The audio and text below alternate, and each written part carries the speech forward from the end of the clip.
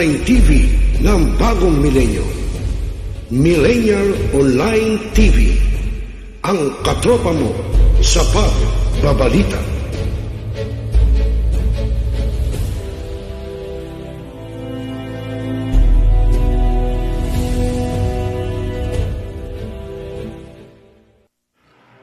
Mga milenyo, pagod ka na ba galing sa trabaho? At gutom na sa maghabong pagtatrabaho, pero wala kang pagkain sa bahay?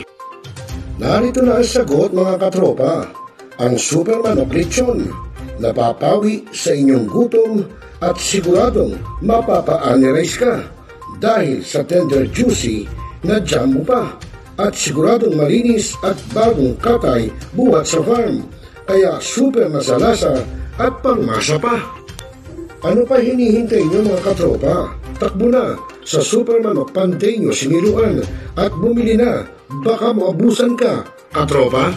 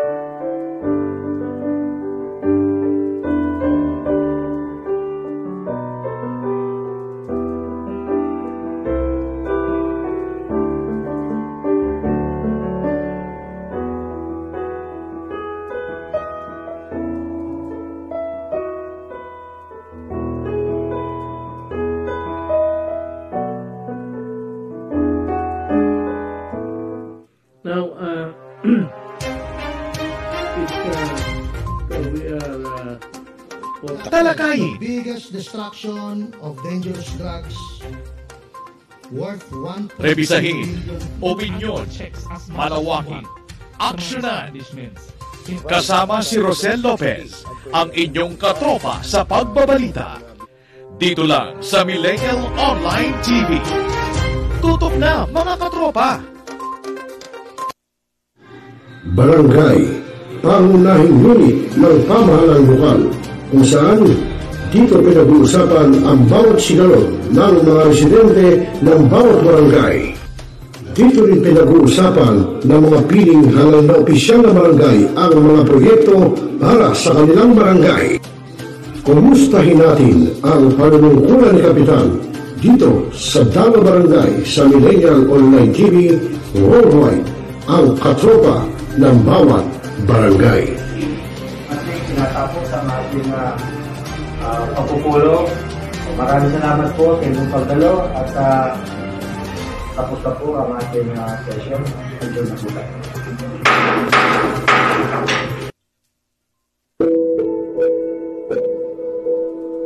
Ikaw ba'y nag-iisa?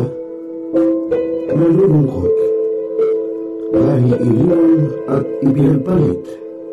Niloko? Naging minamahal? Kung ngayon, i-type sa inyong mga cellphone, Facebook o YouTube man ang Millennial Online TV. Dahil nasa Millennial Online TV na ang online realista ng bagong milenyo, si Randel Villanos. Sana'y di magmaliw ang dati kong araw nang di pang bata sa piling ni nanay.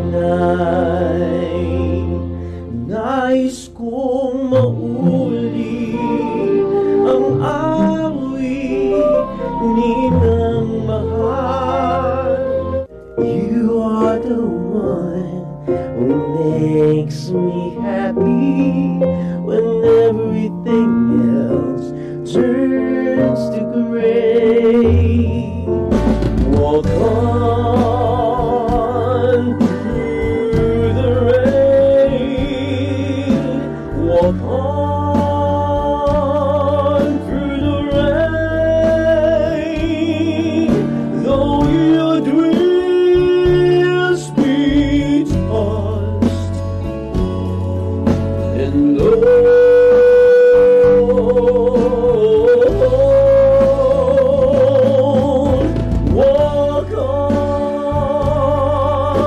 Walk on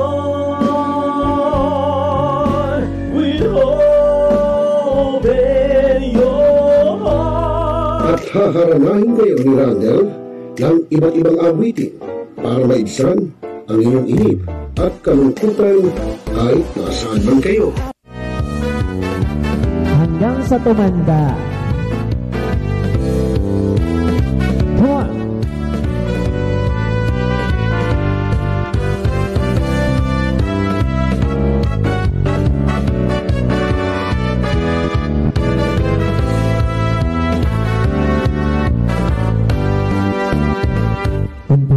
Matanda na, sana'y di tayo magbago.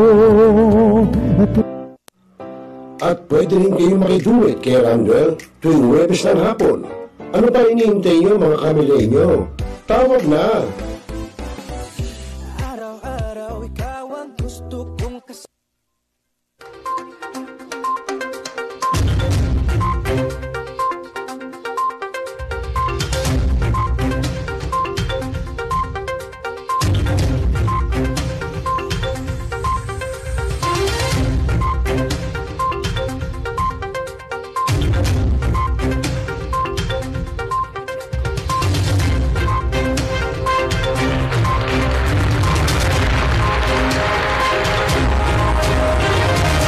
Ayun na.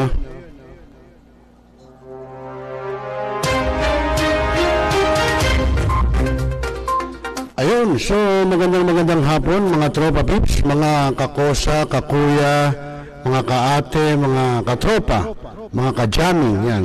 Magandang hapon po at magandang gabi na. Dahil po ang oras natin sa Hudyat ngayon ay alas 6, no?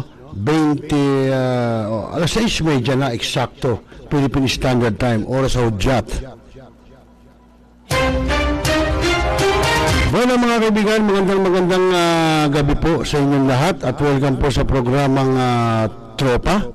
Ngayon po ay ika-15 ng buwan ng Setyembre taong 2023, no? At yun, araw na sahod, kaya yung mga mister, baka magsubi pa kayo.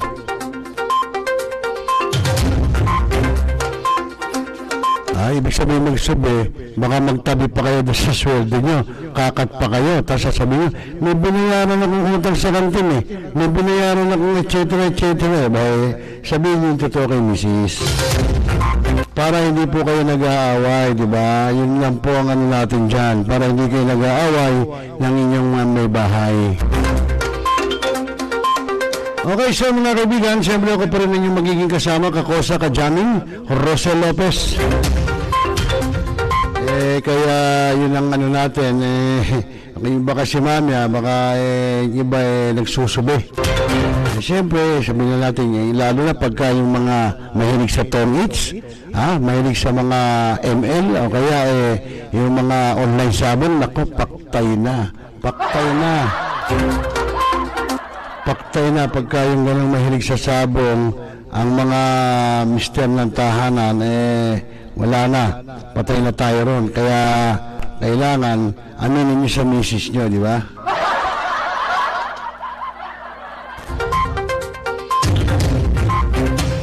Okay, so bueno mga kaibigan, at magandang gabi po sa inyo at welcome dito po sa ating programa, no? Yung ating mga katropa, no? Na nanonood ngayon, magandang gabi po sa inyong lahat.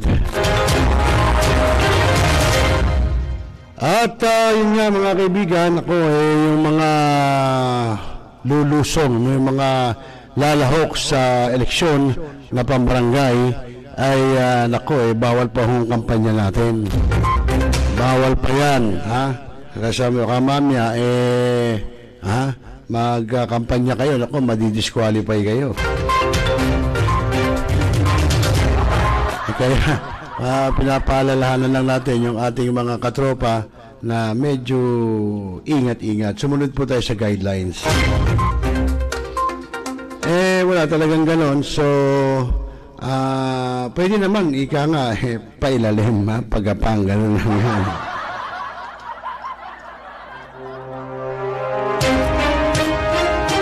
Hindi naman yung maiwasan yan lalo na yung mga kaibigan natin, kamag-anak, lalo na yung mga tumatakbo. Siyempre, unang kakausapin niya mga kamag-anak at malalapit na kaibigan. So, hindi mo maiwasan yun. Pero sabi nga, bawal pa rin mga kampanya. Oktubre pa pwede. Ilang araw ba binigay ng COMELEC para sa pangangampanya. Pero pwede na raw, hindi mo man yata maglagay ng mga posters. Ng mga posters ng politiko. Pero, wala yatang vote kung hindi ako nagkakamali. Diba? So, sunod na tayo sa guidelines. Kung anong guidelines, so, yun po sundin natin. At magandang gabi rin sa ating mga kuya, yung ating mga aspirant, no? Yung ating grupo, yung ating bagong binubuong grupo na miyembro po ng Philippine Eagles na under po sa Central Luzon Region 45. At yun, sana makiisa kayo, no? Dahil kung pagiging aspirant, kung ano man yung mga community service, kung hindi man yun ay parte pa rin ng inyong magiging community service para maging isang tunay na agila at para ma-induct na ho kayo. Tataka kayo, bakit naka-uniform ako ng TV5? Dati po kasi nag-duty tayo sa TV5. Sayang naman kung hindi ko sosot, di ba? Anin ko naman to. Pero hindi ko sinasabing nasa TV5 pa ako. Hindi ko sinasabing nag-duty pa ako. Meron na nga tayo sariling platform Ito na ang ating bahay, ang New Millennial Online TV. At siyempre po mamaya tutungin natin sa inyo lagay ng ating panahon buhat po sa DOST Pag-asa, sa ating isa sa weather specialist po ng Pag-asa. Walang iba kundi si Ginoong ating katropang Alzar D. Aurelio. Ito po ay weather forecast mula po kaninang 4 a.m. hanggang sa mga susunod na 24 oras. Malaman natin may bagyo ba, etc. whatsoever. At bukod dyan ay itutungay natin sa inyo yung ginawang Senate hearing tungkol po sa mga nag-graduate o nagtapos ng TESDA o sa TESDA. Marami kasing kurso dyan, so yung mga nakatapos, ano naman ang buhay, kasi po doon parang ang nangyari, nakarating kay Senator Raffy Tulfo, parang hindi yata minimum at below minimum wage ang binibigay po ng mga kumpanyang pinagpasukan ng mga graduate ng TESDA. Parang mali. Kahit nga hindi ka graduate ng TESDA, dapat pagka ikaw ay pumasok sa isang kumpanya, dapat minimum wage. Diba? So, yun ang nangyari. So, yun ang dinidig sa Senado. At nandun din po ang chairman ng TESDA. At yun po ang kausap nga po ni Senator Raffy Tulfo. Malaman natin, diba? Kasi parang mali nga. Talagang mali. Dahil lang minimum nga ngayon, kahit nga mga pabrika, etc. minimum. Mga restaurant, mga salesman o sales lady. Pero bakit yung galing ng TESDA, yun nga, skilled. No? So, nag-train sa TESDA, pinag-aral ng gobyerno, tapos hindi minimum, parang mali. Hindi parang, mali talaga. Kahit hindi pa TESDA graduate yan, dapat po minimum wage ang binibigay ng mga kumpanya. Bakit ang tanong, bakit pumayag yung graduate ng TESDA at bakit din pumayag yung chairman ng TESDA na katapos silang ipasok doon hindi minimum wage? Mali yun. Maling practice. Okay, so mga kaibigan, at oras natin, alas 6:38 na ng gabi, Philippine Standard Time. Oras po sa Hudyat. At magandang gabi rin kina Sir Romel Martinez, na LMT, at siyempre mga katropa niya, sina Doc Jojo Revilla, Miss Jackie Lagpaw Adahar, Ma'am Linda Villagonza, Miss Digna Kahulungan. Maragandang gabi po sa inyo. At siyempre, sina Sir Haji Crespo. Magandang gabi, Sir Haji. Ito po, mamaya itutunghay natin. Kaya na po bahala magbigay ng opinion. Tingin nyo, sino ba may diferensya? Yung mismo graduate ng TESDA na ipinasok o yung mismo chairman ng TESDA? Kaya nga sabi nga ni Senator doon sa hearing, mamaya maririnig nyo, ba't kayo pumayag? Yung chairman ng TESDA na ang ibigay doon sa graduate sa inyo na pinag-aral ng gobyerno, tinustusan ng gobyerno, ginastusan, below minimum wage. Siguro may nag-expose, may nagreklamo na bakit ho gano'n, Senator, bakit ito lang ho ang pinasasahod sa amin? So, pwedeng hong gano'n. So, hindi natin alam kung ano ang senaryo, di ba? Yun ang sinasabi lang natin na dapat above, kaya minimum wage ang pasahod sa kanila. At magandang gabi rin kay Kuya Gimo, Guillermo Pangatungan ng Lapu-Lapu City dyan sa Cebu. Yan ating avid fan, avid listener, viewers ng New Millennial Online TV. Okay, so mga kaibigan, siguro wag na nating patagalin at itunghay na natin yung pong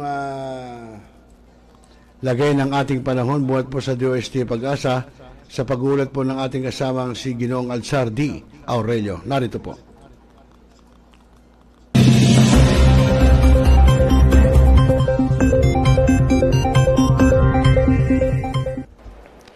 Magandang umaga po sa ating lahat. Narito ang ating weather update. Kasalukuyan, maulap ang kalangitan sa malaking bahagi ng bansa dahil pa rin sa habagat o southwest monsoon.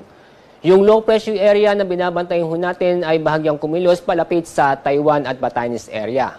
At kaninang alas 4 o alas 3 na madaling araw, ang layo ng low pressure area ay nasa 405 kilometers sa may north-northeast ng Itbayat, Batanes. ito'y nanatili pa rin mababa ang tsansa na maging bagyo. Inaasahan po natin sa loob ng 24 oras, nasa labas na ng PAR itong low pressure area. At sa ating magiging lagay na panahon ngayong araw, dahil sa habagat, makakaasa pa rin ng mga kalat-kalat na pag-ulan at thunderstorm sa Bataan, Zambales, Occidental Mindoro at Palawan. Samantala, yung lalabing bahagi po ng Luzon kasama ang Metro Manila ay inaasahan po natin na magiging maganda at maliwalas ang panahon kung saan ay halos buong araw bahagyang maulap ang kalangitan. Pero may tsansa pa rin ng mga isolated na pag-ulan.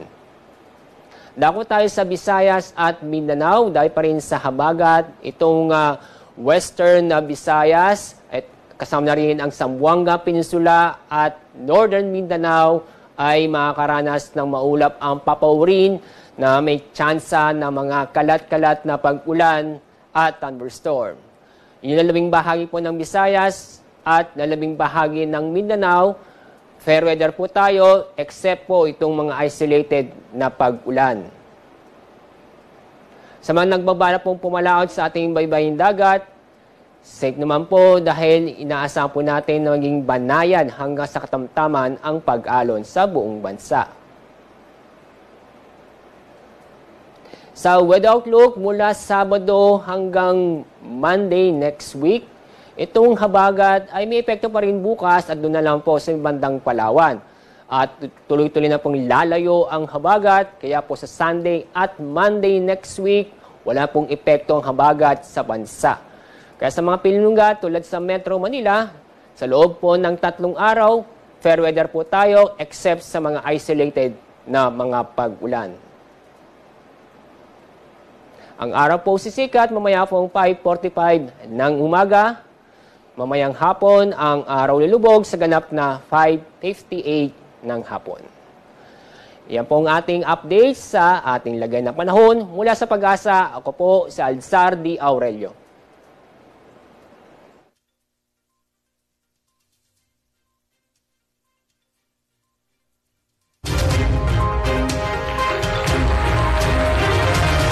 Maraming salamat sa iyo, katropang Alzar D. Aurelio. At mga kaibigan, yan po mga hatid na balita ni Ginoong Alzar ay nagbigay sa atin sa oras na alas 6:43 po ng gabi, Philippine Standard Time. At siyempre tuloy-tuloy lang po tayo sa ating programang Tropa. At ako pa rin siyempre inyong kasama, Rosel Lopez. Alam nyo sa akin, kay may bagyo, kay may low pressure area o LPA, no? Kahit na malayo dito sa ating PAR o Philippine Area of Responsibility, ay ako'y dapat laging handa. Magdala ka ng iyong panangga sa ulan, jacket, payong, etc. Basta rin pwedeng panangga sa ulan. Kasi mahirap po baka mamaya biglang bumuhos ang ulan, o ambon o ano man, hindi ka nakahanda. Naku, paktay tayo dyan.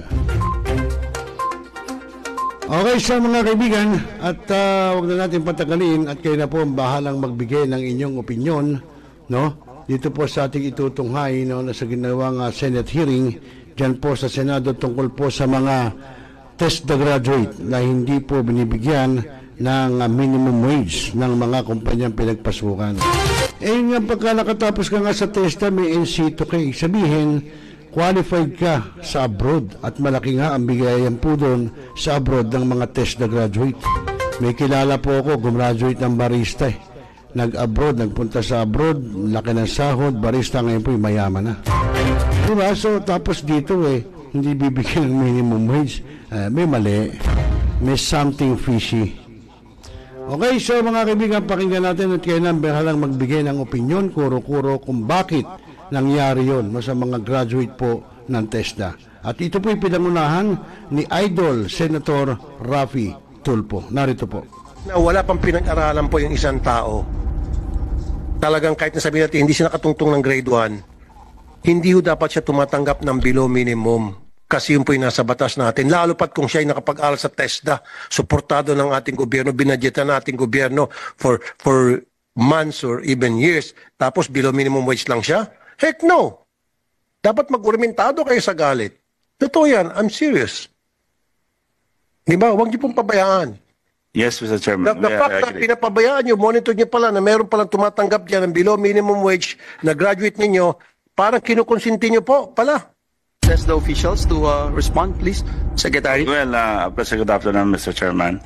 Well, you're right, Mr. Chairman, that the status of our Filipino right now. That's why we're pushing some innovation programs like coming out with the testa sa barangay for the initial orientations or training to be done for the different barangays. So that if we can download it under the SFPAN or maging part kami ng local school board, magkaroon tayo ng initial kagad for the entire barangay ay magkaroon na po sila ng training. So doon po ma-unlock na po natin yung kaalaman nila at mabigyan na po natin sila at ma-identify natin yun ang willing to proceed for the higher courses. Kasi kung hindi po, nangyayari sa ngayon, sa status po natin, yung focal person identification is delegated to the different accredited schools. Pwede maka-interrupt. Yes, Senator Tulfo. Mukhang hindi niya sinasagot yung tanong po ni Senator Win Gatchalian. Why do you allow your graduates na after landing a job, sila ay nag-receive ng below minimum wage? We have a law na dapat sinusunod, which is the minimum wage, right? So, inaamin nyo na merong mga graduate galing sa inyo na tumatanggap ng below minimum wage. And why do you allow that? Wala bang support na binibigay kayo na sinasabihan niyo po yung mga kumpanya na nagtatanggap ng graduates niyo, hindi dapat kayo nagbibigay ng below minimum wage sa mga graduates namin? Yun yung point ni tama po. Sagot lang, Sec. Okay, Mr. Chairman. Tama po yan. Ang problem kasi natin in the Philippines right now, most of our employee is college graduate. Kaya nangyayari sa TechBog graduate, nagiging second-class citizen kami. If you go po the... No, sir. Whether you're a graduate or non-graduate or training graduate, TESDA graduate, dapat hindi below minimum. Opo, tama I've been fighting for that for the past 20 years na dapat binibigyan na dapat nasa minimum wage ang lahat ng mga trabahador natin. Whether graduate ka o hindi, whether TESDA ka, kung saan kang university pa graduate, dapat pare-pareho. Ba't kayo pumapayag na may pinagmamalaki niyo pa kanina sa slides na mayroong mga below minimum wage graduates kayo? Huwag kayong pumayag, don't allow that. Yes, Mr. Chairman. You're right. Kaya po ginagawa namin right now, nagigipag-forge kami, partners kami with the different enterprises, industrial, so that they can understand that the graduate of the TBET, TechBook are workforce ready. Kasi yung mindsetting ng mga Pilipino here, yung mga enterprises natin, hindi pa ganun ka-accepted sa kanila yung mga graduate ng TechBook. Kasi sa dami na nag-graduate ng colleges, kaya kung makita mo, ang hinahanap nila kagad is college graduate, even first lady. Kaya nga mismatch, yan ang sinasabi ng President, madaming mismatch. Sir, hindi niyo ako nagigets eh. Ang sinasabi ko rito, regardless kung ano yung estado mo sa buhay, ikaw ay nakapag-aral, kahit na hindi ka napakapag-aral, kailangan kung ikaw ay trabahador sa NCR, kung ano yung minimum wage na nakasaad sa batas natin, yun dapat ibigay. Yes. Huwag mas bababa. In your case, TESDA kayo, train nyo yung nag-aral sa inyo for how many months or years, nag-train and all, and then, nang pakawalan nyo, nag-land ng job sa tulong ninyo, at below minimum wage ang tinatanggap, pumapayag kayo? Dapat hindi. I think to clarify what the good gentleman from Isabela and Davao is saying is that do you have a control? Do you actually oversee your graduates after they graduate, when they land jobs?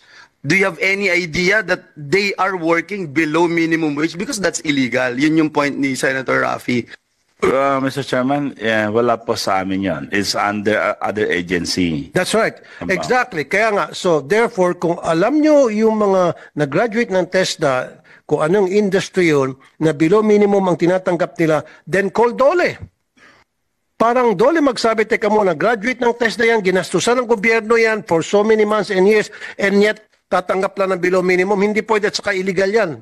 First and foremost. Diba? And considering DOLE secretary is the chairperson of the TESDA board. Correct. Yes, sir. Sense. Hindi dapat po kayo pumapayag. Kahit na wala pang pinag-aralan po yung isang tao, talagang kahit na sabihin natin hindi siya nakatungtong ng grade 1, hindi ho dapat siya tumatanggap ng below minimum. Kasi yun po yung nasa batas natin. Lalo pat kung siya ay nakapag-aral sa TESDA, suportado ng ating gobyerno, binadyetan ng ating gobyerno for months or even years, tapos below minimum wage lang siya? Heck no! Dapat mag-urmentado kayo sa galit. Totoo yan, I'm serious. Di ba? Huwag niyo pong pabayaan. Yes, Mr. Chairman. The fact na pinapabayaan nyo, monitor nyo pala na meron palang tumatanggap dyan ng below minimum wage na graduate ninyo, parang kinukonsinti nyo po pala. Diba kung graduate nga ng TESDA, kaya pala nahirapan ako makipaglaban na dapat wala ng minimum wage earner sa Pilipinas, siguro sinasabi nila, kung yung TESDA nga pumapayag, sino ka ba? TESDA nga pumapayag na yung mga graduates nila, tumanggap ng below minimum wage, ikaw Rapi Tulfo dyan, sino ka ba? Ganon siguro sinasabi ng mga ibang mga kumpanya. Please, sir, pakimonitor niya po. Ngayon, hanapin niyo po yung mga workers na nag-graduate from you, workers ngayon kung saan industry, na below minimum wage. Call the attention of DOLE and para DOLE would call the attention of those companies para itaas at gawing minimum wage ang kita nila. Will you do that? Will you promise us? Yes, Mr. Chairman. Gagawin po namin yun sapagkat right now, madami na kaming partnership with the Philippine Chamber, Philippine Construction Association, sa lahat pag na-partner namin so that they can also be enlightened kung ano talaga dapat at anong meron sa textbook natin right now. They are workforce ready. And we can consider as very competitive na po sila. So, kaya namin gina-insist na talagang yung acceptance ng industry natin, talagang bawal yung minimum. Bawal yung below minimum. Kaya we're pushing for the minimum to up. Minimum and above. And above. Okay, ito po universal access to quality tertiary education act. And Rafi, sorry, but can we let them answer my first question because I'm still waiting for the. It's okay. Because I think this is very important issue as agreed upon by our chair of the Education Commission. One, you agree that whenever we produce graduates, 8 out of 10 are employed, but the employment is actually below minimum wage. And let's accept it. Hindi kalidad yung employment na nakukuha. Number 2, that's you can contest my statement anytime. Number 2, yung binabanggit ni Sen. Rafi kanina dun sa below minimum wage na wala pang pinag-aralan po yung isang tao. Talagang kahit na sabihin natin hindi siya nakatungtong ng grade 1, hindi ho dapat siya tumatanggap ng below minimum. Kasi yun po yung nasa batas natin. Lalo pat kung siya ay nakapag-aral sa TESDA, suportado ng ating gobyerno, binadyetan ng ating gobyerno for months or even years, tapos below minimum wage lang siya? Heck no! Dapat mag-urmentado kayo sa galit. Totoo yan, I'm serious. Di ba? Huwag niyo pong pabayaan. Yes, Mr. Chairman. The fact na pinapabayaan niyo, monitor niyo pala na meron palang tumatanggap dyan ng below minimum wage na graduate ninyo, parang kinukonsinti niyo po pala. The officials to respond, please, Secretary. Well, good afternoon, Mr. Chairman. Well, you're right, Mr. Chairman, that the status of our Filipino right now. That's why we're pushing some innovation programs like coming out with the TESDA sa barangay for the initial orientations or training to be done for the different barangays so that if we can download it under the SFPAN or maging part kami ng local school board, magkaroon tayo ng initial kagad for the entire barangay ay magkaroon na po sila ng training. So doon po ma-unlock na po natin yung kaalaman nila at mabigyan na po natin sila at ma-identify natin yun ang willing to proceed for the higher courses. Kasi kung hindi po, nangyayari sa ngayon, sa status po natin, yung focal person identification is delegated to the different accredited schools. Pwede maka-interrupt? Yes, Senator Tulfo. Mukhang hindi niya sinasagot yung tanong po ni Senator Win Gatchalian.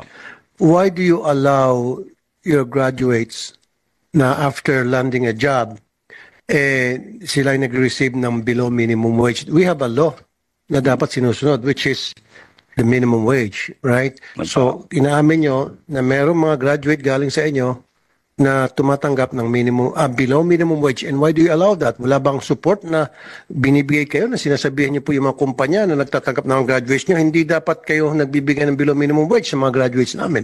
Yun yung point ni Opo, yung tama po. Sagot lang, Sec. Okay, Mr. Chairman. Tama po yan. Ang problem kasi natin in the Philippines right now, most of our employee is college graduate. Kaya nangyayari sa Techbook graduate, nagiging second-class citizen kami. If you go po the... No, sir.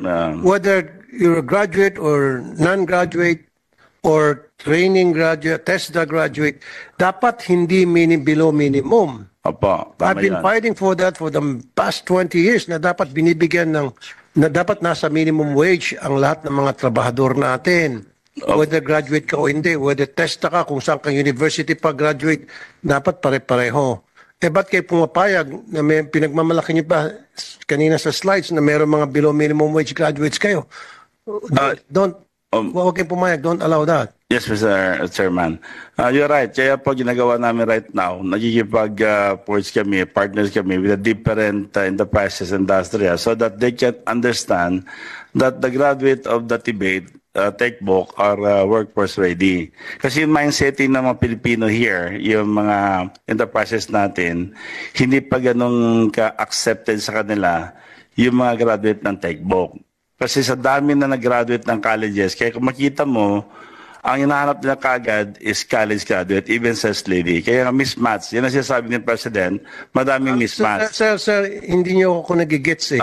Ang sinasabi ko rito, regardless kung ano yung estado mo sa buhay, ikaw ay nakapag-aral, kahit na hindi ka nakapag-aral, kailangan kung ikaw ay trabahador sa NCR, kung ano yung minimum wage na nakasaad sa batas natin, yun dapat ibigay. Huwag mas bababa. In your case, TESDA kayo, train nyo yung nag-aral sa inyo for how many months or years, nag-train and all, and then, nang pakawalan nyo, nag-land ng job sa tulong ninyo, at below minimum wage ang tinatanggap, pumapayag kayo? Dapat hindi. I think to clarify what the good gentleman from Isabela and Davao is saying is that do you have a control? Do you actually oversee your graduates after they graduate, when they land jobs? Do you have any idea that they are working below minimum wage? Because that's illegal. Yun yung point ni Senator Raffy. Mr. Chairman, wala po sa amin yan. It's under other agency. That's right. Exactly. Kaya nga, so therefore, kung alam nyo yung mga nag-graduate ng TESDA, kung anong industry yun, na below minimum ang tinatanggap nila, then call DOLE. Parang DOLE magsabi, teka muna, graduate ng TESDA yan, ginastusan ng gobyerno yan for so many months and years, and yet tatanggap lang ng below minimum. Hindi pwede at saka illegal yan. First and foremost. Diba? And considering DOLE Secretary is the chairperson of the TESDA board. Correct. Yes, sir. Sense. Hindi dapat po kayo pumapayag. Kahit na wala pang pinag-aralan po yung isang tao, talagang kahit na sabihin natin hindi siya nakatungtong ng grade 1, hindi ho dapat siya tumatanggap ng below minimum. Kasi yun po yung nasa batas natin. Lalo pat kung siya ay nakapag-aral sa TESDA, suportado ng ating gobyerno, binadyetan ng ating gobyerno for months or even years, tapos below minimum wage lang siya? Heck no! Dapat mag-urmentado kayo sa galit. Totoo yan, I'm serious. Di ba? Huwag niyo pong pabayaan. Yes, Mr. Chairman. The fact na pinapabayaan niyo, monitor niyo pala na meron palang tumatanggap dyan ng below minimum wage na graduate ninyo, parang kinukonsinti niyo po pala. Di ba? Kung graduate nga ng TESDA, kaya pala nahirapan ako makipaglaban na dapat wala ng minimum wage earner sa Pilipinas, siguro sinasabi nila, kung yung TESDA nga pumapayag, sino ka ba? TESDA nga pumapayag na yung mga graduates nila, tumanggap ng below minimum wage, ikaw Rapi Tulfo dyan, sino ka ba? Ganon siguro sinasabi ng mga ibang mga kumpanya. Please, sir, pakimonitor niya po. Ngayon, hanapin niyo po yung mga workers na nag-graduate from you, workers ngayon kung saan industry, na below minimum wage, call the attention of DOLE, and para DOLE would call the attention of those companies para itaas at gawing minimum wage ang kita nila. Will you do that? Will you promise us? Yes, Mr. Chairman. Gagawin po namin yun sapagkat right now, madami na kaming partnership with the Philippine Chamber, Philippine Construction Association, so lahat pag partner namin so that they can also be enlightened kung ano talaga dapat at anong meron sa textbook natin right now. They are workforce ready. And we can consider as very competitive na po sila. So, kaya namin gina-insist na talagang yung acceptance ng industry natin, talagang bawal yung minimum. Bawal yung below minimum. Kaya we're pushing for the minimum to up. Minimum and above. And above. Okay, ito po universal access to quality tertiary education act. And Rafi, sorry, but can we let them answer my first question because I'm still waiting for the. It's okay. Because I think this is very important issue as agreed upon by our chair of the Education Commission. One, you agreed that whenever we produce graduates, 8 out of 10 are employed, but the employment is actually below minimum wage. And let's accept it. Hindi kalidad yung employment na nakukuha. Number 2, that's you can contest my statement anytime. Number 2, yung binabanggit ni Sen. Rafi kanina dun sa below minimum wage because or probably, correct me if I'm wrong, they are not in the formal sector. Nasa informal sector sila. But still, it doesn't excuse TESDA for not looking after them and taking care of them, no? 3, which is perhaps the most important part of our discussion, is where do we go from here? How do we ensure that either you improve your NCs, our NC, our national certification 1 and 2, so that they would be able to compete with the workforce and that they would land in a job wherein at least they could get a minimum wage. In other countries, for example, in Thailand, the level 1 in Thailand is level 2 or level 3 here. Level 2 in the Philippines. So, kaya paano tayo makipag-compete sa kanila in the workforce market? So, yun yung gina-guide ko na kayo how you want to attack or strategize paano bang gagawin dito. And we wanted to see because, again, if we don't do anything about this, same thing over and over again, going to be business as usual, wala ho tayong ma-accomplish. Pareho pala dito. It's going to be the same accomplishment as last year and last year and the year before. So I hope we can get something from the agency out of this very important issue. Thank you. Makasing din, Mr. Chair. Okay, dito sa 8 out of 10 that were employed, 10 mga industry ito. Itong sa 8. Kasi wala pong breakdown eh. Thank you, Mr. Chair, Honorable Senator Tulfo, Mr. Secretary. We have a 5 priority sector, Your Honor. First of all is, of course, the agriculture sector, the construction sectors, the IT BPM sectors, the healthcare sector, and tourism. The reason why TESDA is now very aggressive in partnering with the industry and co-developing the curriculum of TESDA now. So, yung level po ng industriya ngayon, ang pinapattern na po natin, Your Honor, ang ating mga training regulations. In fact, Honorable Chair, under the apprenticeship program, 75% of the minimum wage as a trainee pa lang, part of their apprenticeship program, natatanggap na po to ng ating mga learners. They are actually industry immersion, sir. So kung ano po yung kultura, kung ano po yung mga modern equipment ng industry ngayon. And when they graduate, sir, almost 80% of our learners is being hired by those industry above minimum pay, sir. We are just talking about local employment here, Mr. Chair, this honorable chamber, but also 5,000 of OFW being deployed daily. Dumaan po sa TESDA yan. So from, let's say 10,000, sir. No, sir. Just give us the exact breakdown sa 8 out of 10. 8 out of 10, Okay. sir. As I mentioned, the 5 sa priority. Agree. Ilang percent dyan sa agree? Agriculture, sir. So, ko lang yung tanong ni Sen Tulfo. Dun sa 5 industry na binabanggit nyo, na tanong ni Sen Tulfo na sagot ninyo, dun ba sa 5 industry na yun, lahat yun below minimum wage? Definitely not, Your Oh, Honor. exactly. So, hindi pala dun. Yes. So, mali din. Mali yung nagiging sagot sa tanong niya. Okay, not That's the definitely. point. Bali, wala lahat yung kwentuhan kasama natin po kasi because ito nga sinasabi ni Sen Tulfo na na-employ, hindi rin naman dun sa 5 industries na binabanggit po ninyo. Because if they fall under the 5 industries that you're talking about, then they are not getting below minimum wage. Exactly, sir. Because we have the, as you mentioned, Your Honorable Chair, that we have also the informal employment. Ito yung mga graduate ng Lahat yung informal, lahat yung below minimum wage. In construction alone, Mr. Chair, which is there's really a need and shortages, we partner with the Philippine Contractors Associations with 5 So anong industry po yung below minimum wage ng mga graduate po ng TESTA?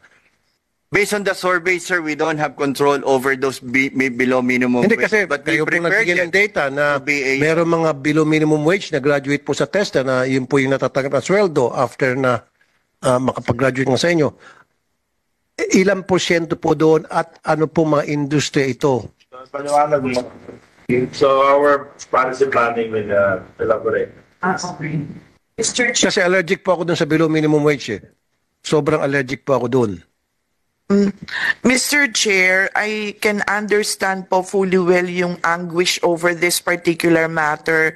Ang nangyari po kasi when we had the survey, nahit po yung mga nung time ng pandemic. Madami po, if na, I cannot ano naman po na they took advantage of the situation. But most, if not all, nung mga nag-graduates po nung time na yon, talaga pong inofferan sila ng minimum, in fact, lower than minimum, below 10,000 pa po. So yun yung result po nung survey namin. But that was during the pandemic, nung period na yon. Pero nag-increase na po, nakalagay na po dito yung 37.95%, naging between 10,000 to 19,000 na po, nag-increase na nung nag-pivot na tayo from the pandemic to ito na po. So medyo nag-improve na po yung because we were able to bounce back. So wala. Opo. So madam, ayokong makarinig pa muli na meron mga graduate from TESTA na when they land a job kung sa mga industriya below minimum ang tatanggap nila. I don't want to hear that anymore. Yes, Period. Yes, Chair. Yes, Mr. Chair, and we do understand po na tama po yung point nyo. In fact, that's why they were the Deputy Director General is saying, and the DG is saying, Secretary Mangundadato, that we are strengthening our partnership with the Personnel Management Association of the Philippines, yung pong PCCI, Philippine Chamber of Commerce, yung ECO po, so that we would be able to really provide po yung information na may mga competencies po ang mga tao, so they have to monetize the competencies ng mga skilled workers. Kasi po sa ibang bansa, yung mga nila, like in Malaysia, if we compare na daw po sa graduates ng higher education institutions, yung salary scale po ng mga workers or skilled workers, kasing taas na po. So, ang mga parents din po, hindi na nila, di ba dati ang natin is that if you go to a TVET program, ayaw ng mga parents kasi ang mga Asian po, they want higher education. But because of the higher pay scales na binibigay na po ng industry, monetizing the competency of a worker, dun po nag-iiba na ang mindset. So, ngayon po, kaya kami nakikipag-partner sa iba't ibang associations para po part of the information and advocacy is to let them know that they have to monetize yung competency po ng tao. Dalawang tanong na lang, kanina kasi nag-usap kami ni Senator Villanueva, nung panahon niya, ang dami pala siya na pag-graduate at kunti lang yung budget niya. Nung nawala na siya, panahon niya, konti ang graduate. Ano nangyari? Sir. Senator Alan po nagsabi nun, ha? Oo. Okay, Wala pa daw siyang conclusion, Hindi Sir nga, Rafi. maliit ang budget na natanggap niya noon, and yet, ang dami niya na pag-graduate. Ngayon, kayo, tumaas ang budget ninyo, nag-times, kumunti ang graduate. Anyari? Sir, if I may, Mr. Chair, Mr. Secretary, actually just because of the capital cost of the amount of the course right now, during the time of the Honorable former Secretary of TESDA, now Chairman, in 2016, Your Honor, the per capita of our cost per capita is only 9,500. But now, in 2023, it's 20,600. So the value of the cost per capita is now 20,600. And ganun pa rin kaliit ang budget na binibigay sa TESDA. So mas lumiit, mas marami po nangangailangan ngayon na magkaroon po ng upskilling, reskilling, Your Honor. Thank you, Mr. Chair. Okay, and the last question is? Senator Alan is asking me why it's more than double, no? More than double yung naging per capita cost. Is it because the same as but it's almost the same as college tuition. Yeah, almost the same as college tuition. For state use. But the training program, is it the same training programs being implemented? Sir, because of the supplies and material, the cost... Hindi naman daw sa presyo ng bigas naka-value. Okay. Actually, tumutulong po tayo dyan sa programa na yan. And again, Your Honor, because of the cost of the learning materials and of course the electricity and... It's the same. Ang question ko nga, DDG, yung training program is the same training program being implemented before? Is it the same training program being implemented when the per capita cost increased? No, Your Honor, Mr. Chair. Anong difference? We have developed and modified and upgraded some of the training program. Actually, the introduction... when you say some, kasi yun yung gusto maintindihan ng ilang mga senators, especially Senator Alan's been asking. Sabi ko, some of his questions I cannot answer. So we wanted to find out the difference. Why it's more than 100% yung increase. I think it's about the... I think it's about the allowance. Mr. Chairman, can I put context lang, no?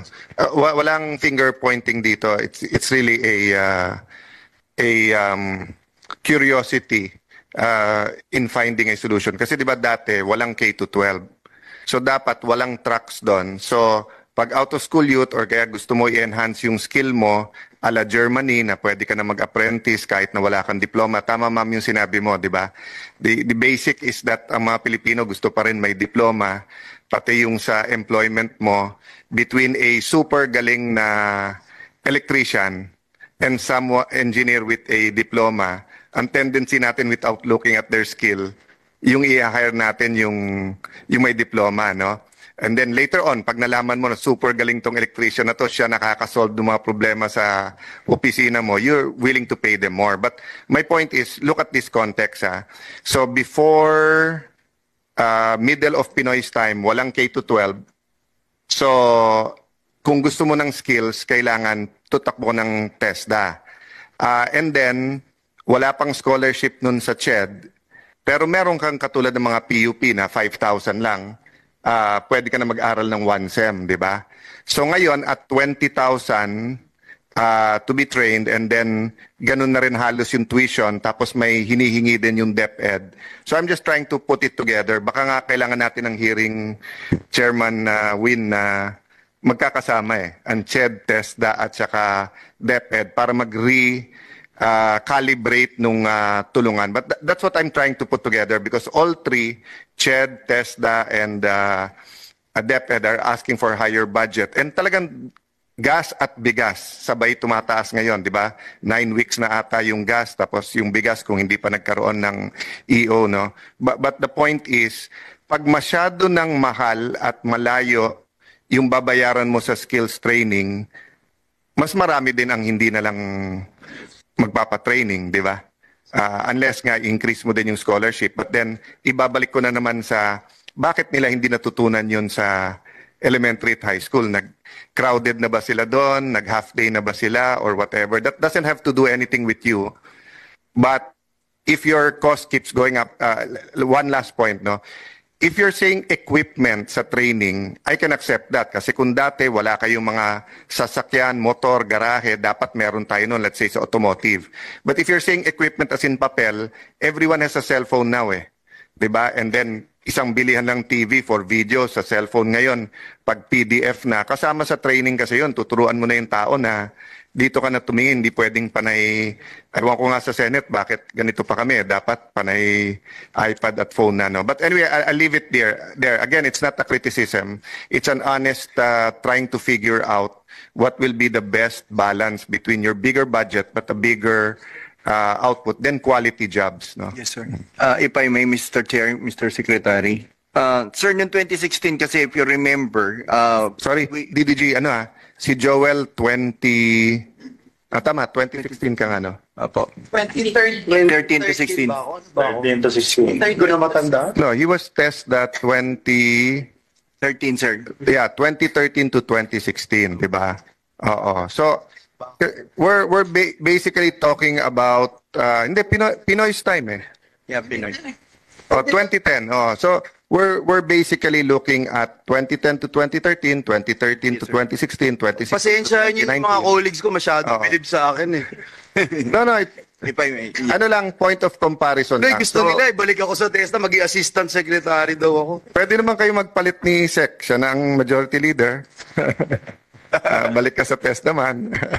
So, but we're looking at 4 periods, 2010, 2013, then ang significant kasi sa 2013-2016, nag-K to 12. Yes po, sir. Then ang significant sa 26-2019, increased budget, maganda ekonomiya. Then ang significant sa 2019-2022, pandemic naman yon. Yes, sir. Kaya mahirap talagang tansyahin yung kaibahan. So we're really talking about 2022 to 2025, kung ano mangyayari dito. Yes, sir. At if I may, Mr. Chair and Mr. Secretary, also on that, the questions of the Honorable Rapi Tulfo, Mr. Chair, during that time kasi, sir, wala tayong binibigay na allowance eh.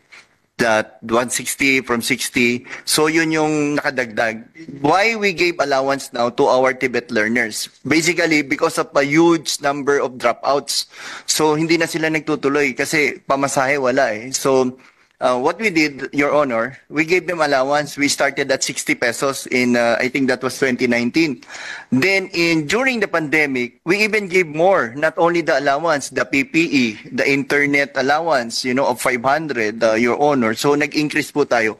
Lumiit yung numbers of students, sir. So mas bumaba po ngayon, this Honorable Chamber, na kasi binawas na po natin yung PPE. So from 23,000 something... Teka muna, after you gave them allowance, tapos mga benepisyo, lumiit pa yung number of students enrollees, dapat mas marami maengganyo kasi nagkakaroon silang allowance. Sir, kasi we are constrained on a certain budget eh. So if you increase the number of costs, liliit po yung numbers. I see, alright. So this is the factor. And also we are basing that on the National Tax Research Center formula. Ito po yung nasa, of course, under the planning, nasa NIT-SDP na po natin yan. So those are the factors. Mr. Chair? Opo. Thank you, sir. Go ahead, Senator Bato, please. Just one point. I will Before I will give all my time to you, Your Honor. One point lang, Mr. Chair. Please. Sek, gusto ko lang malaman kung ilang textbook courses ba yung 2-year course sa inyo? Kung ilan? So, marami pa yan? Ang diploma courses natin is, we call it qualification. We have 554 courses. Diploma courses. 2 years yan, ha? 2 years? 3 years. May 3 years pa? May 3 years, yes. So, ilang estudyante natin this year who are taking 2 years and above, 2 to 3 years courses? Kung meron tayong number dyan. Meron. Ilang estudyante? 27,000 for this year. Yeah, I'm just getting these numbers, Mr. Chair, because we're preparing the ROTC bill. When this will be passed into law, alam namin na kasama kayo, covered kayo. Lahat ng textbook students taking up 2-year courses and above ay covered ng magiging mandatory ROTC program So yun lang, second sir, ilang numbers? For this year is 27,000. 27,000. Yes. 2 years and above yan ha? 2 years and above. Thank you, Mr. Chair. Salamat. Siguro matanong lang natin, ilan dun yung gumagraduate po? This year tsaka last year from the diploma courses? Mr. Chair, Mr. Secretary, thank you. As of now, out of the 27,000, 10,000 already graduated and some are still ongoing courses, sir. Your Honor. So, it's not accurate if we say less than half would graduate, no? Because some of them are still taking. So, mayroon tayong data na ba as to how many are actually taking and how many are graduating by the average? What's the average? Ilang percentage nag-take at saka nag-graduate ng diploma courses? And I'm sure yung diploma courses na yan, when they land jobs, definitely yan, definitely above minimum wage yan. Yes, I think, yes, Your Honor. If I may, Mr. Chair, Mr. Secretary. From 2018 to 2023, Your Honor, we already have a graduates of 329,109, sir. And, enrolled 329,109 and graduates of 247,638, sir. I'm sorry, ilan yung huli? Enrolled is 329,109 and graduates of 247,638. That's in a span of how many years? From 2018 to 2023. Your so we divide it, how many % per year? Averagely, yung average, 1, 2, can we 3, have that? 4, 5, 6 divided by 6. 247 divided by 6. For the diploma. Sir, ongoing pa po yung 2023 natin. Yeah, it's okay. So kahit 2022, parang average lang. 41,000, sir, average. 41,000 graduates. 41,000 per a year. Yes, sir. And the percentage ng universe, do we have that? Para lang alam natin yung percentage pumasok, tapos lumabas. Divided by 29. You know, this... na wala pang pinag-aralan po yung isang tao. Talagang kahit nasabihin natin, hindi siya nakatungtong ng grade 1, hindi ho dapat siya tumatanggap ng below minimum. Kasi yun po yung nasa batas natin. Lalo pat kung siya ay nakapag-aral sa TESDA, suportado ng ating gobyerno, binadyetan ng ating gobyerno for months or even years, tapos below minimum wage lang siya? Heck no! Dapat mag-orimentado kayo sa galit.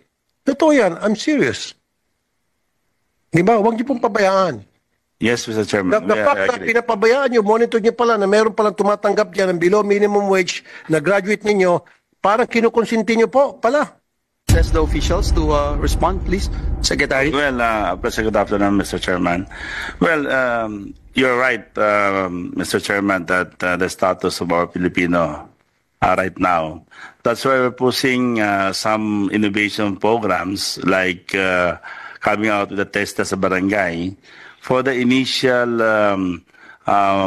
orientations or training to be done for the different barangays.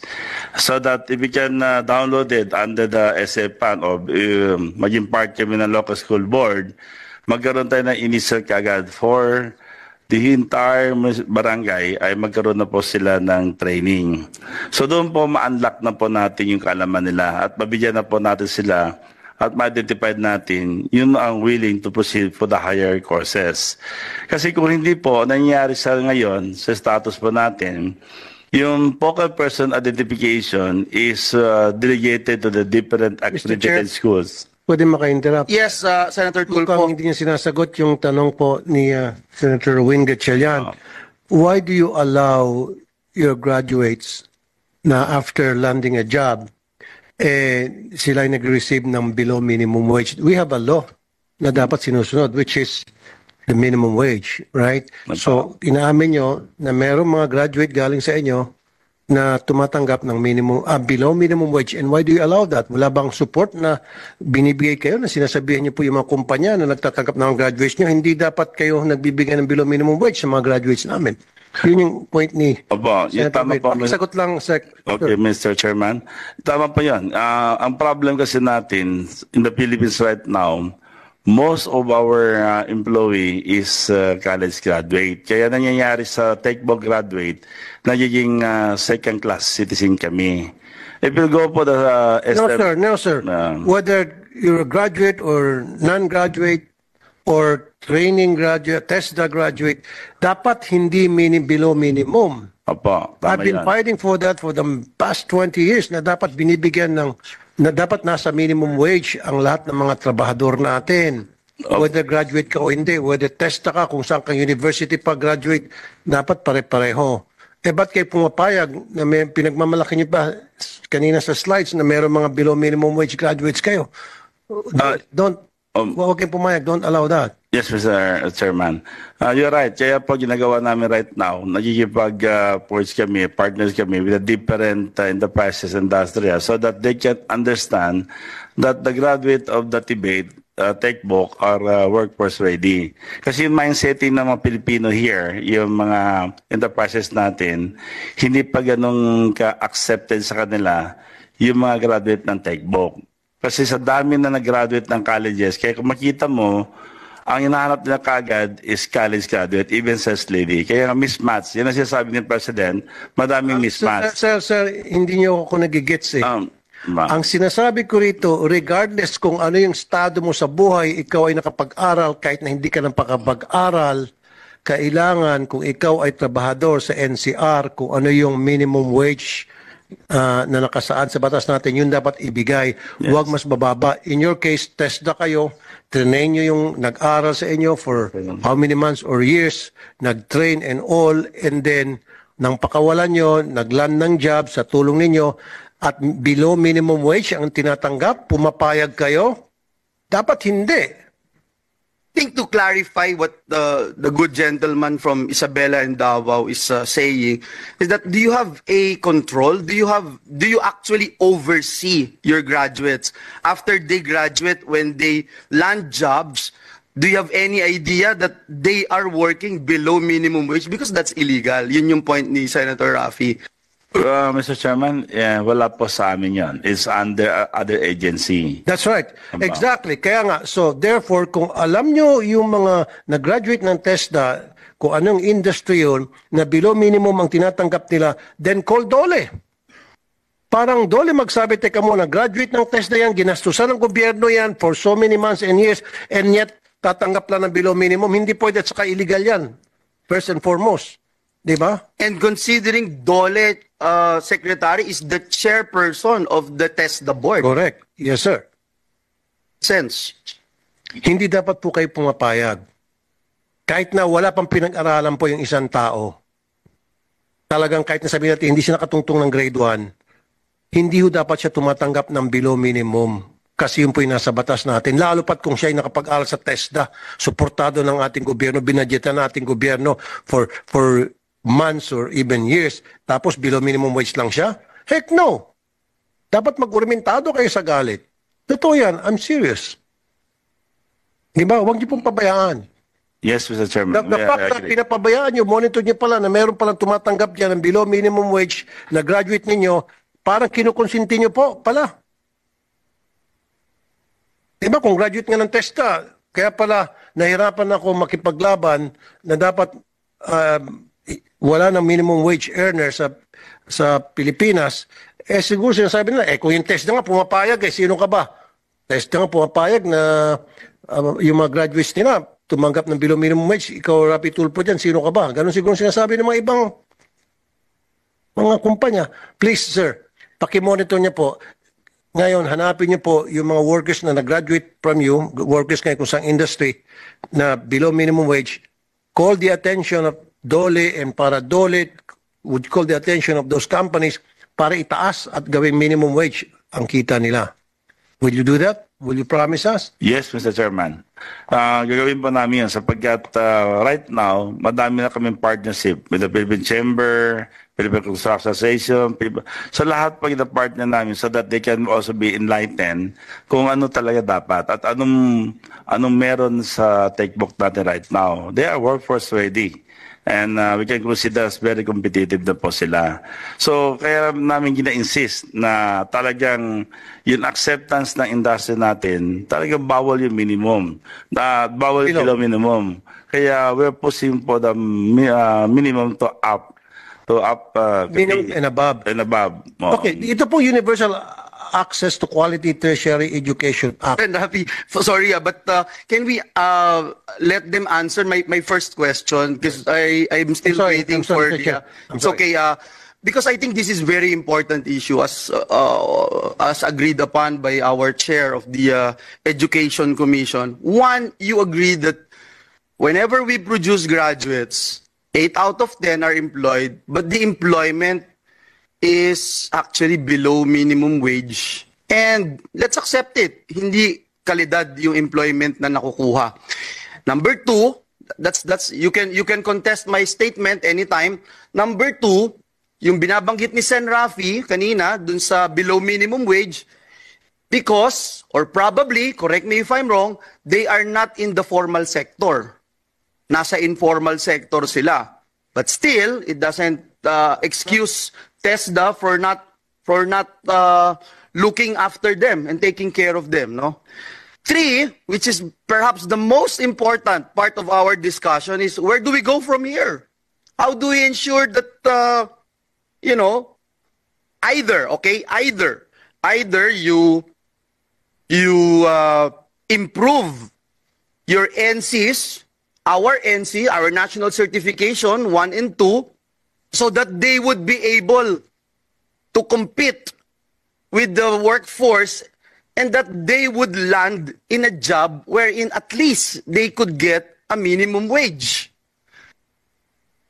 In other countries, for example, in Thailand, the level 1 in Thailand is level 2 or level 3 here. Level 2 in the Philippines. So, kaya paano tayo makipag-compete sa kanila in the workforce market?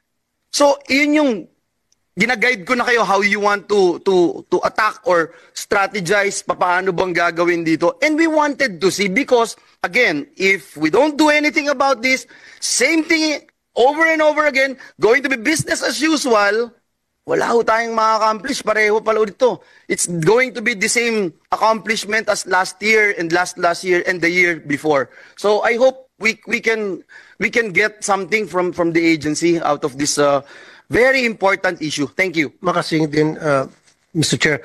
Okay, dito sa 8 out of 10 that were employed, 10 mga industry itong sa 8. Kasi wala pong breakdown eh. Thank you, Mr. Chair, Honorable Senator Tulfo, Mr. Secretary. We have a 5 priority sector, Your Honor. First of all is, of course, the agriculture sector, the construction sectors, the IT BPM sectors, the healthcare sector, and tourism. The reason why TESDA is now very aggressive in partnering with the industry and co-developing the curriculum of TESDA now. So, yung level po ng industriya ngayon, ang pinapattern na po natin, Your Honor, ang ating mga training regulations. In fact, Honorable Chair, under the apprenticeship program, 75% of the minimum wage as a trainee pa lang, part of their apprenticeship program, natatanggap na po to ng ating mga learners. They are actually industry immersion, sir. So kung ano po yung kultura, kung ano po yung mga modern equipment ng industry ngayon, and when they graduate, sir, almost 80% of our learners is being hired by those industry above minimum pay, sir. We are just talking about local employment here, Mr. Chair, this honorable chamber, but also 5,000 of OFW being deployed daily. Dumaan po sa TESDA yan. So from, let's say, 10,000, sir. No, sir. Just give us the exact breakdown sa 8 out of 10. 8 out of 10, okay, sir, as I mentioned, the 5 sa priority. Agriculture. Ilang percent dyan sa agri? Agriculture, sir. So, ko lang yung tanong ni Sen. Tulfo. Dun sa 5 industry na binabanggit nyo, na tanong ni Sen. Tulfo na sagot ninyo, dun ba sa 5 industry na yun, lahat yun below minimum wage? Definitely not, Your Honor. Oh, exactly. So, hindi pala dun. Yes. So, mali din. Mali yung nagiging sagot sa tanong niya. Okay, not That's definitely. the point. Bali, wala lahat yung kwentuhan kasama natin po kasi because ito nga sinasabi ni Sen Tulfo na nai-employ, hindi rin naman dun sa 5 industries na binabanggit po ninyo. Because if they fall under the 5 industries that you're talking about, then they are not getting below minimum wage. Exactly, sir, because we have the, as you mentioned, your honorable chair, that we have also the informal employment. Ito yung mga graduate ng lahat yung informal, lahat yung below minimum wage. In construction alone, Mr. Chair, which is there's really a need and shortages, we partner with the Philippine Contractors Associations with 5 So anong industry po yung below minimum wage ng mga graduate po ng TESTA? Based on the survey, sir, we don't have control over those below minimum Hindi wage. kasi But we kayo po prepared nagbigay ng data na meron mga below minimum wage na graduate po sa TESTA na yun po yung natatanggap na sweldo after na makapag-graduate nga sa inyo. Ilang porsyento po doon at ano po mga industry ito? Paliwanag mo. So our policy planning will elaborate. Okay. Kasi allergic po ako doon sa below minimum wage eh. Sobrang allergic po ako doon. Mr. Chair, I can understand po fully well yung anguish over this particular matter. Ang nangyari po kasi when we had the survey, nahit po yung mga nung time ng pandemic. Madami po, if na, I cannot naman po na they took advantage of the situation. But most, if not all, nung mga nag-graduates po nung time na yon, talaga pong inofferan sila ng minimum, in fact, lower than minimum, below 10,000 pa po. So yun yung result po nung survey namin. But that was during the pandemic, nung period na yon. Pero nag-increase na po, nakalagay na po dito yung 37.95%, naging between 10,000 to 19,000 na po. Nag-increase na nung nag-pivot na tayo from the pandemic to ito na po. So medyo nag-improve na po yung because we were able to bounce back. So wala. Opo. So madam, ayokong makarinig pa muli na meron mga graduate from TESTA na when they land a job kung sa mga industriya below minimum ang tatanggap nila. I don't want to hear that anymore. Yes, period. Yes, Chair. Yes, Mr. Chair, and we do understand po na tama po yung point nyo. In fact,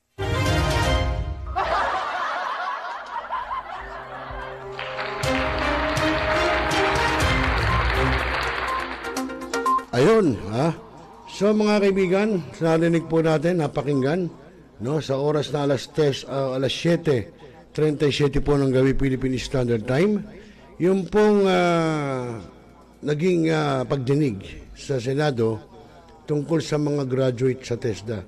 Actually, tama naman po si Sir Rapi Tulfo, si Idol, na kahit po hindi ka pa TESDA graduate, no, nagtrabaho ka, hindi ka nakatapos, so dapat po talaga is minimum wage, no? Kasi sa totoo lang, maraming mga kumpanya na talaga namang hindi minimum wage ang ibinibigay sa kanilang mga trabahador o empleyado. Ang problema dyan, dapat minomonitor ng DOLE, no? O ng NLRC, DOLE, yung mga kumpanya, no? Sa buong kapuluan, buong bansa, no? Mayroon kasing mga regional director yan, yung mga regional offices. Nangyayari po kasi sa DOLE, hindi po nila pinupuntan, naghihintay lang sila kung may magre-reklamo, no? Kung may magre-reklamo na hindi sila binibigyan ng minimum wage, ng tamang pasweldo, overtime, mga benepisyo. Ang problema, napupunta naman ho yan, ay inirereklamo po ng mga empleyado, trabahador sa National Labor Relations Commission, sa NLRC. So, yun ang sinasabi natin, no? So, kaya hindi nalalaman ng DOLE. Dahil ang DOLE, hindi ko po alam kung merong nag-iikot sila sa mga kumpanya at nag-i-interview, no, ng mga trabahador o empleyado. Kung tama ba at sweldong nilang tinatanggap, sila ba'y binibigyan ng tamang aumento ng kanilang mga amo. Lalo na yung ang may-ari po ay mga Chinese. Okay mga kaibigan, magandang gabi muna kay Ford Tom, kay paring Anthony Bautista ng Tinheros Malabon. At siyempre po kay Hero Angelo Lumen ng Unwrap Diner. Diyan po sa may BFOM sa may Parañaque City. Tama ba, Kuya Hero? Ay, alam nyo, hindi na ako nakabalik kay Kuya Hero kasi alam mo, Kuya Hero, halos nakalalabas ko lang din, no? Last week, tama, last week sa ospital. Pero sabi ko nga sa iyo, pagka nababalik ako dyan, dahil talagang i-full coverage natin yung iyong unwrapped diner. Di ba? So, para natin, yung talagang ano ba ang masarap dyan, ano bang kakaiba dyan sa unwrapped diner. Alam mo, yung owner po noon, ito si Kuya Hero Lumen. Si ano ba yung napunta na ba si pangalan nito? Si Ivan? Yun, magandang gabi rin sa ating boss, no, sa ating idol kay Kuyang Frank Resma. Yan, mas maganda ka pa sa gabi, boss. Ikaw ang boss ko, Kuya Frank. Sir Frank Resma. Yan po ay siya pong nag-moderator nung time pong nung nakarang eleksyon. No, nung tumatakbo po yung ating mga miyembro ng grupo ng Lakas. Ano ba yan? Anong grupo nga yan? Nakakalimutan ko na, Boss Frank. Yung grupo po nila Salpanelo, nila Pangulo Rodrigo Duterte. Lakas ba yun? Lakas, NUCD. Lakas ba? At ayun, mga kaibigan, yung pong mga kapatropa natin, mga kababayan natin na after office gustong mag-unwind, gustong kumain, gustong makinig ng mga music, abay ng mga sounds o mga kumakanta, punta lang po kayo dyan sa may Unwrapped Diner, sa may BFOM, sa may Parañaque City. Sa may Sukat, no? Malapit sa Sukat. Sa may corner ng Dr. A. Santos Avenue. Ano ba exact address niya na Boss Hero? At kung kayo naman gusto yung magpa-customize ng inyong mga damit, sapatos, bag, etc., jacket, at saka gusto yung bumili ng mga magaganda at dekalidad na mga produkto, punta lang po kayo kay paring Ford Tom, kay paring Anthony Bautista. Yung kanya pong shop at showroom ay nandyan po sa may Tenejeros, Malabon. Ayun, mga kaibigan, sabi ng aking partner, ng aking boss, si Boss Frank Resma, abangan soon ang aming kapihan. Yun, mag-uusap kami ni Boss Frank dyan. Dyan po ilalagay namin siguro either Maynila or Quezon City. O kasi Quezon City, Boss Frank, marami rin doon, maganda ron. Actually, marami rin umatin doon sa mga kapihan. Isa, usap tayo, Boss Frank. Ngayon, kung malilibre ka naman, kung malapit ka lang sa lugar mo, pwede ka naman pumasyal dito sa studio. Lapit lang to, minsan lang naman Okay, so mga kaibigan, oras natin sa Hudyat, alas 7:43 po ng gabi, Philippine Standard Time. So yun mga kaibigan, tulad ng tama yung sinasabi ni Senator Idol Rapi Tulfo, na kahit hindi ka pag-graduate ng TESDA, dapat minimum wage ang ibibigay sa iyo ng kumpanya na pagpapasukan mo. Hindi po pwedeng hindi, mahirap yan. Kailangan talaga namang minimum, no? Ganun dapat yan, kailangan minimum. Hindi po pwedeng hindi, sus, ano ba naman yan? Nag-apply ka ron, di ba?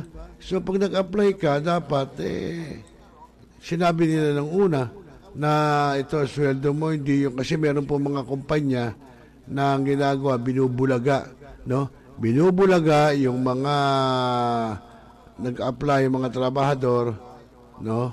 Ang katapos, bigla na lang sasabihin, ba't hindi minimum, di ba? So yun ang sinasabi natin. Oo, kaya nga mahirap yung gano'n. Oo, kaya nga, ewan. Tama yung sinasabi ni Idol na dapat minimum kaya hindi ka graduate ng TESDA o graduate ka. Lalo na pag graduate ka ng TESDA. Dahil po pagka-graduate ka ng TESDA, tama si Senator, tinustusan ng gobyerno, ginastusan, yung pinag-aral na libre, yung mga skilled naman dyan sa TESDA. So, tapos pasasahurin mo lang ng magkano, mali, hindi makatarungan yun, di ba? Maling-mali yun. Yun nga yung mga gumagraduate ng teste, pag nakakuha lang NC2 nila, nakakapag-abroad. Magkano sweldo sa abroad? Compare dito sa ating kaya yung iba, nag-aaral sa TESDA, after makapagtrabaho dito ng ilang buwan, may lumilipad na ho palabas ng bansa. Ewan ko bakit nangyayari pang hindi pa pinasasahod ng minimum. May kawawa naman ang ating mga kaibigan. Okay po na mga kaibigan, sa oras na, anong oras na ba? Alas 7:45 po ng gabi, Philippine Standard Time. Magpapaalam muna tayo, di ba? Tayo magpapaalam muna at muna tayo magbabalik siguro bukas kung sakali sa ating Dalaw Barangay.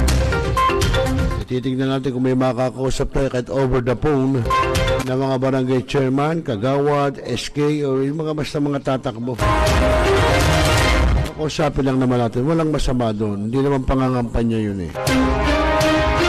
Muli po mga kaibigan, maraming salamat sa inyong pagsubaybay, sa inyong panonood, pakikinig dito po sa programang Tropa ng New Millennial Online TV. At yun, ako naging kasama, naging ka-jamming, kakosa, katropa, kabarangay, kakuya, kaate. Rosel Lopez. At muli tayo magbabalik bukas at sana may makapanayan po tayo ng mga lulusong sa politika, no? O kaya yung mga incumbent na mga barangay chairman na tignan natin kung halimbawang meron bang kalaban, mga ganon, ano ba nagawa nila sa barangay. Tignan natin bukas, no? Okay, muli po magandang gabi po sa inyo lahat at maraming salamat kina Ford Tube, kay Kuya Hero Lumen ng Unwrap Diner. Yan po sa Parañaque at siyempre si Boss Frank Resma. No, at abangan niyo po yung aming kapihan dyan sa Maynila o Quezon City. Ako po yung lingkod, Rosel Lopez. Magandang gabi Pilipinas at mapayapang magdamag. Magandang gabi po. Mga millennials, marunong na ba kayong magluto ng mga masasarap at swak sa budget na mga pagkain? Abay, wag puro lang kayo Axie at ML at puro pagkakalikot lang ng cellphone. Dapat marunong ka rin sa gawaing bahay at tulungan ang inyong mga mamsi. Kaya tara na, samahan natin ang kusinera ng bagong milenyo, si Ate J. At tuturuan tayong magluto ng mga masasarap na ulam para sa ating mga hapagkainan at swak pa sa budget. Ika nga, a delicious food on a proper price. Tara na, mga katropa!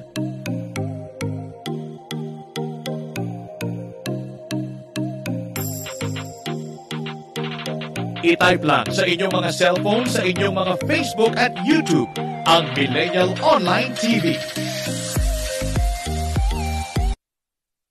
Now, we are talakayin. The biggest destruction of dangerous drugs worth 1.2 Rebisahin. billion. Opinyon. Malawaking. Aksyonan. Kasama si Rosel Lopez, ang inyong katropa sa pagbabalita. Dito lang sa Millennial Online TV. Tutok na mga katropa! Barangay, pangunahing unit ng pamahalang lokal kung saan dito pinag-uusapan ang bawat sigalot ng mga residente ng bawat barangay. Dito rin pinag-uusapan ng mga piling hanggang na opisyal na barangay ang mga proyekto para sa kanilang barangay. Kumustahin natin ang panunungkulan ni Kapitan dito sa Dalaw Barangay sa Millennial Online TV Worldwide, ang katropa ng bawat barangay. Kasi tinatapos ang ating pagpupulong. Maraming salamat po sa inyong pagdalo at tapos na po ang ating session. Ito na po tayo.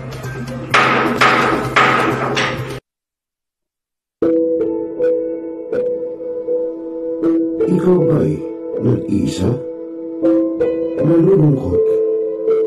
Dahil iniwan at ipinagpalit? Niloko? Nanging minamahal?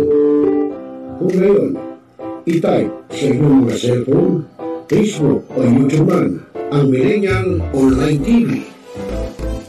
Dahil nasa Millennial Online TV na ang online haralista ng bagong milenyo, si Randel Villanos.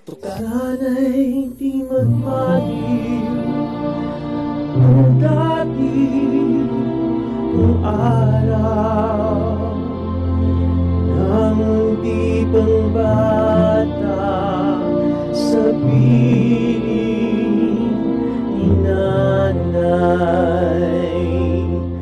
Nais kong mauli ang awit ninang mahal.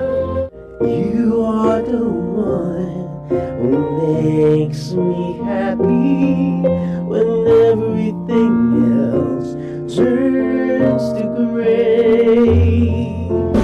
Walk on through the rain. Walk on through the rain.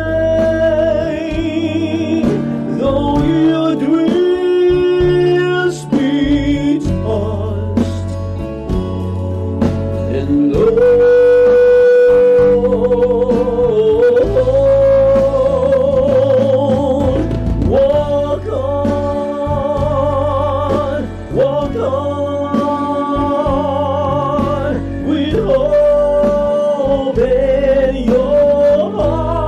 At haharanahin kayo ni Randel ng iba't ibang awitin para maibsan ang inyong inip at kalungkutan kahit nasaan man kayo. Hanggang sa tumanda. One.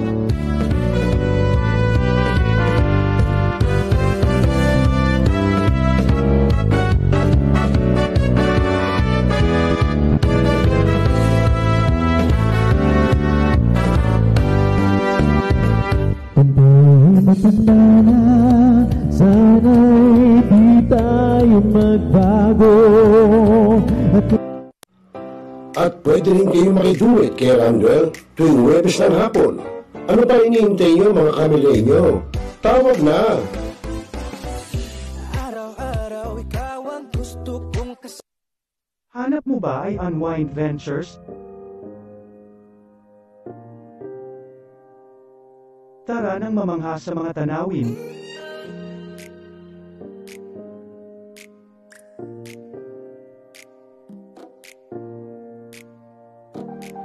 Ano man ang iyong travel goals?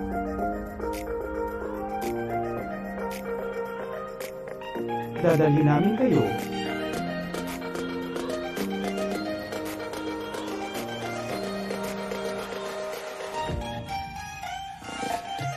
Sa Unwind Ventures at saya.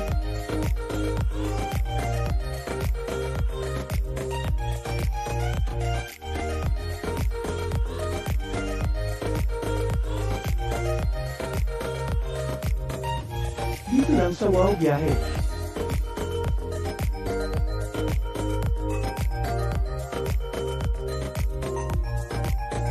Kaya wow, di ba? Abangan dito lang sa Millennial Online TV. Hi, this is Sokang Hilary Gadon. Nananawagan ako sa ating mga katropa, no? At mga kaibigan, mga kababayan na palaging tumutok sa Millennial Online TV. At yan ay pinangunahan at yan ay pinangangasiwaan ng aking kaibigan na si Rosel. At ang mga nanunood dyan ay hindi bobo! Pinaigting, pinalakas ang bagong news online TV ng bagong milenyo. Millennial Online TV, ang katropa mo sa pagbabalita.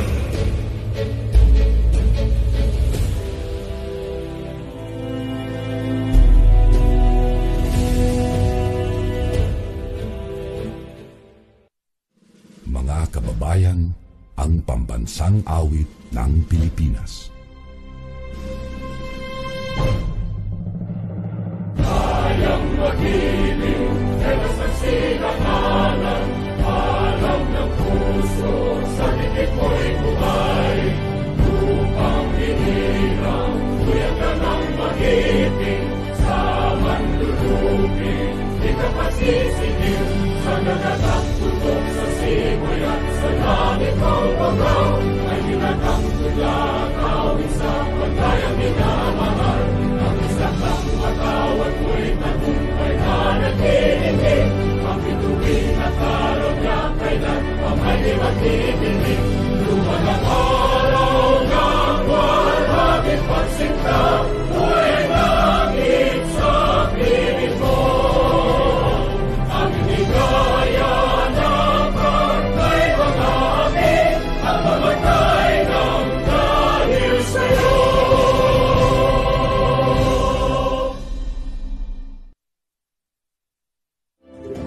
Sa lahat ng bumubuo ng Millennial Online TV at sa lahat po ng sumusuporta, maraming salamat po. Millennial Online TV is now signing off.